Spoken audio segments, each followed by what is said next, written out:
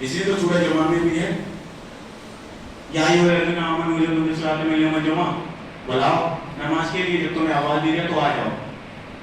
بس ضرور پہ جو بھی خرید رہے ہو بیچ رہے ہو سب چھوڑو. اب اس کا مطلب یہ نہیں کہ انسان کی اگر دکان ہے تو وہ اسی طرح متوجہ ہو رہا ہے، نہیں. جتنے بھی دنیا میں انسان خرید و فروخت کر رہا ہے، مارکیٹنگ کر رہا ہے، کوئی بھی کام انجام دے رہا ہے، سب کچھ چھوڑ دو اور واپس آ جاؤ. آ گئے اللہ کی عبادت کو انجام دیا اور دینے کے بعد میں پروردگار تو نے بلایا تھا، اب کیا کریں؟ بلایا کس نے تھا؟ اللہ نے. آئے گا کون؟ بندہ.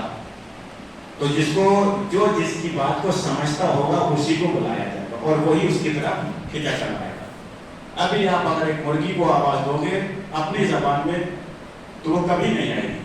ایک بکری کو آواز دو گے اپنی زبان میں وہ کبھی نہیں آئے گی. لیکن اگر بکری کو بلائے گی تو فوراً الگ چلی جائے گی. کیوں؟ کیونکہ ہم چیز ہو چکے ہیں.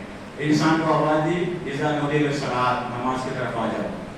تمہیں آواز دی جا رہی، ندا دی جا رہی. جب وہ آئے قرآن کے بعد پروردگار تیری عبادت کی، سب کچھ کام دھندا چھوڑ کر کے اب آ گئے. اب بتا دیں فائزہ قضیت الصلاۃ فانتشروا فی الارض وابتغوا. پروردگار کہہ رہا بس اب کچھ نہیں، آپ چلے جاؤ اور جا کے زمین پہ پھیل جاؤ. اب زمین پہ پھیل جاؤ تو ہوگا کیا؟ اپنا وسیلہ تلاش کرو، اپنا رزق تلاش کرو.